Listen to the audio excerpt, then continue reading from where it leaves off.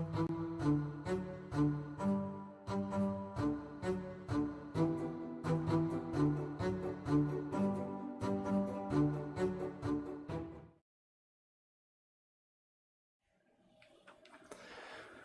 everybody, welcome back to Systems and Controls. I know I'm requiring you to put together a block diagram for your final project. So I wanted to discuss a little bit about what that is, give you some guidance on what I'm looking for. So a block diagram is a visual representation of the inputs and outputs and inner mechanisms of a machine, or any kind of a mechanism. Okay,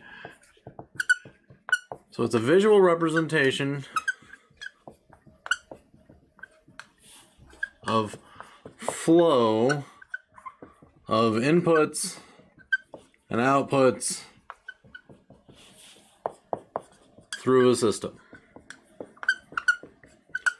Okay, so when we put together a block diagram, for example, what you end up having is your arrows are your inputs and outputs. It's the physical properties, it's the information that's being transferred, and your blocks are your actual physical components. Okay, so as we put these together, let's say if this is a spring, your input is force, your output of your spring is displacement. Okay, that's a very, very simple diagram, a block diagram of a spring. Okay, now we can get a little bit more complex if we want our spring to become, say, a spring scale. Okay, where now out of the spring comes displacement, and that goes into some kind of a linear scale, which could just be, if you're looking at a spring scale, you have marks on the side of a tube as your spring in here deforms. Okay, you pull it far enough or you push it in far enough, and it goes to a new marker on here. And what you get out of here is data.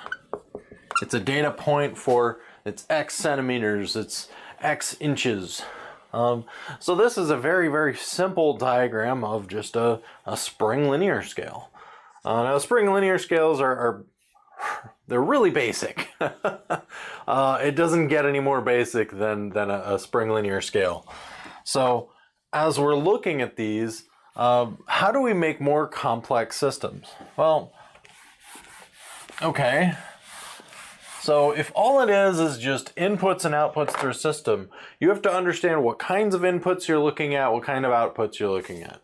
Now generally, when it comes to developing your own block diagram, let's say we want a block diagram to measure vertical displacement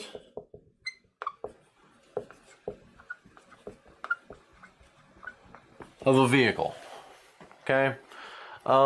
Now, vertical displacement has a number of input factors. We're going to include all of them in this block diagram.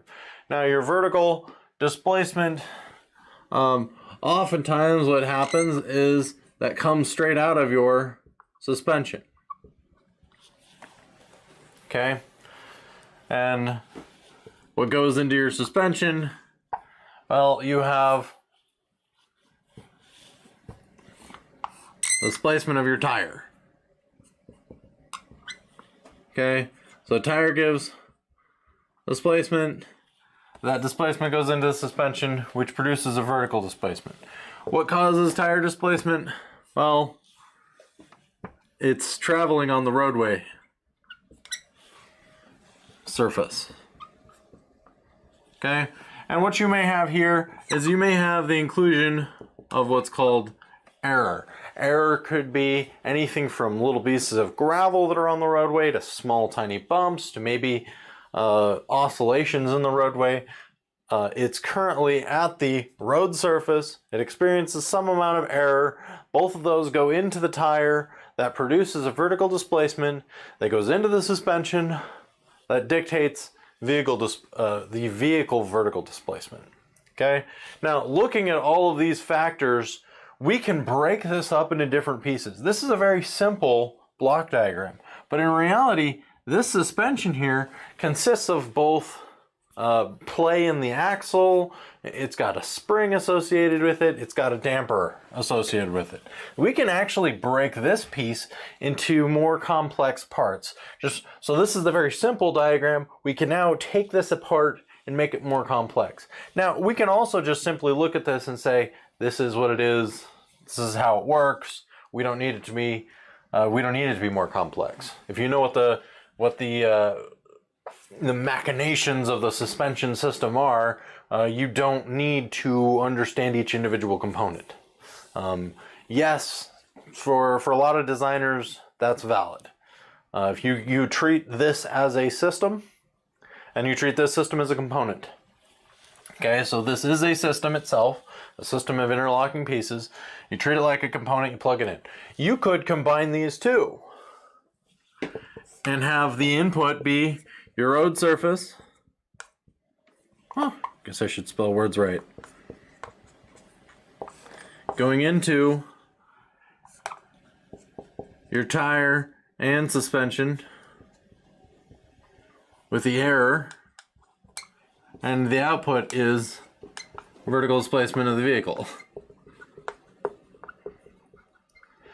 This is also a perfectly valid block diagram. Now this is simpler. We combined those two. This is simpler.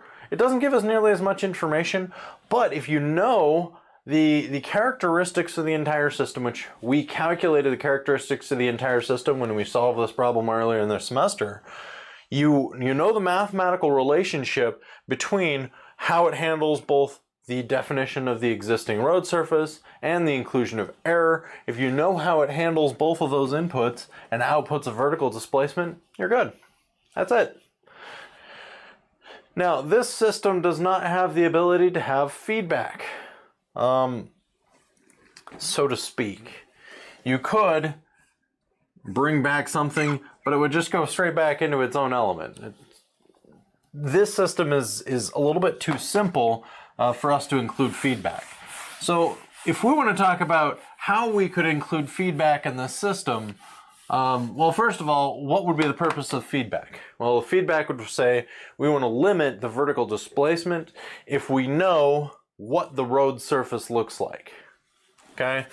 So what we could do here is say, all right, let's break this out into something a little bit more complex, and we'll include a feedback loop in there.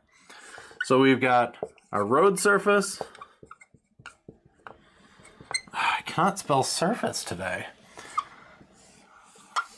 Okay, this goes into our tire. What also goes into the tire is error, bumps, anything, holes, that kind of thing. Okay, what comes out of this is axle displacement. And the axle displacement goes into two different components. Okay, it goes into the damper and it goes into the spring. Okay, both of these create, with displacement, both of these create a force. Okay, and a force is produced because of the displacement. Now those forces then come out and they go into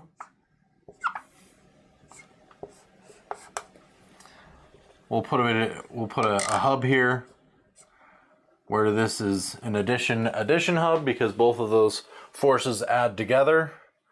Those forces go into the vehicle body,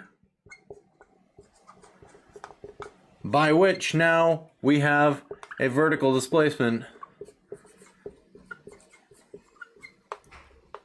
that we can measure. All right, very much a process of now this is more complex. Now, if we wanted to change this based on our road surface, what we can do is we can introduce the idea of a transient, okay? If we know a transient is basically a method of dealing with error where we're looking specifically at what the vertical displacement should be by coming up with some algorithm for determining what it should be and plugging that into the system. What should the vertical displacement be? Well, I'm going to go ahead and do a feedback loop, except for it's going to go up top. Okay. We'll have some kind of a sensor here, maybe an accelerometer, that determines the vertical displacement, how much it's changing. Okay, so we put an accelerometer in the vehicle. Now we know this information gives us data on how it's changing.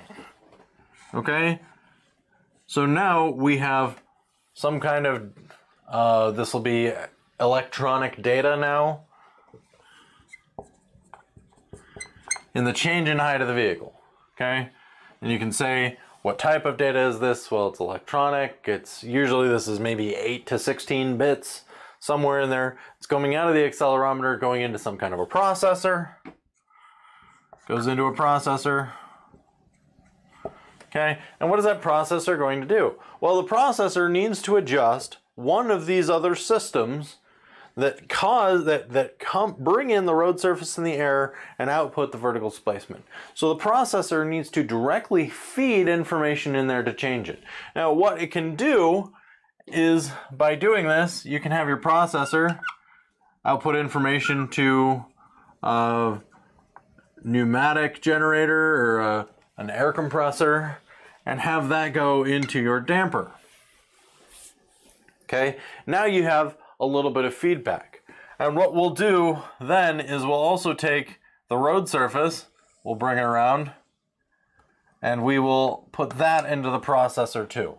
Now what your processor is doing is comparing the change in your vertical displacement to the change in your road surface. So here maybe we'll have some kind of a visual sensor or something. Okay, I'm gonna bring error down a little bit. All right, this is now, if I erase this because it's no longer being used. Now this is now a much more detailed diagram of what the suspension system is, and it's a very active suspension here. But this is an active suspension system that has a feedback by which the component is able to figure out what this should look like. That's what comes out of the accelerometer. That's what your job of your processor is, figuring out what it should look like, comparing it to what the actual value should be. Well, the road surface isn't changing, therefore the vertical displacement should not change either. Okay? Take both of those, put them together, and have that affect the pneumatics that go into the damper. Basically, you're adjusting your pressure in your damper based on whether or not the system is moving appropriately. Okay? And all of this is just algorithms that people put together to figure out what is and is not good. So there it is. There's a block diagram. This is a very complex system. Now, how does this help us? Well, first of all, this helps us by understanding the flow of data. Okay? Just by looking at this, it gives us data flow, how things progress, where information is needed, how are we going to control each of these individual mechanisms, how they compare, what we can do to adjust the output. But this also does something more for us. One of the things that we did in this course is we came up with constitutive equations. Constitutive, okay. And the goal behind that is determining what equations, how the road surface affects the tire. How the tire, well, we treated the tire as a spring. The relationship between the force and the displacement of that spring was based on the tire. We also looked at damper and spring, the relationship between force and spring here. Every one of these components has a value associated with it, where here, F tire is equal to x1 times k1. Okay, and there's an associated formula here. So when it comes to what comes in your input is your x1, or x0 I should say. The output, what we want from this block, is an x1. Okay, so we have to get x1 is equal to some function of x0. And if we can put that together, then what it is we have this component is an equation, and then we can solve this equation to figure out x1. Once we know x1, then we can take this x1, plug it into here, and figure out this, which this is x2. Okay, and all we're doing here is we're putting together all of these equations in series. Now the thing about systems of equations is we know that taking the Laplace transform of all of these individual equations, multiplying it by each other, you end up with a general transfer function for how it goes from here to here. And that's really the goal of what we're trying to hit in this using a block diagram, is we're trying to come up with an overall transfer function for when we have a road surface, how does the vertical displacement change based on the road surface? And you integrate the feedback loop into here. The feedback loop does participate in the overall equation, does show up, but we're trying to figure out in general, what is the equation of x2 as a function of x0. And we can use the block diagram to put that together because every one of these components is a formula. Even though it's just a component, there's a formula associated with it. We went back and looked at our more simple version. Well, the more simple version follows this constitutive equation. That's all we need to do. All right, so when it comes to your block diagram for your project, you need to figure out what your inputs and your outputs are. You need to look at those directly. And once you understand inputs and outputs, then what you do is you have to come up with this overall equation. Well, I'm not requiring you to do the equation for your system because it is a little bit complex. A lot of it goes routed into a processor, which is your Raspberry Pi, which that's fine. So I'm not going to require you to show your equations here. That's part of the reason why you're providing me with your code. But I do need to know your inputs and outputs through your block diagram. Okay? I will post one or two more lectures for this class. I think just one. I'll try to get that out tomorrow. So I'll see you then.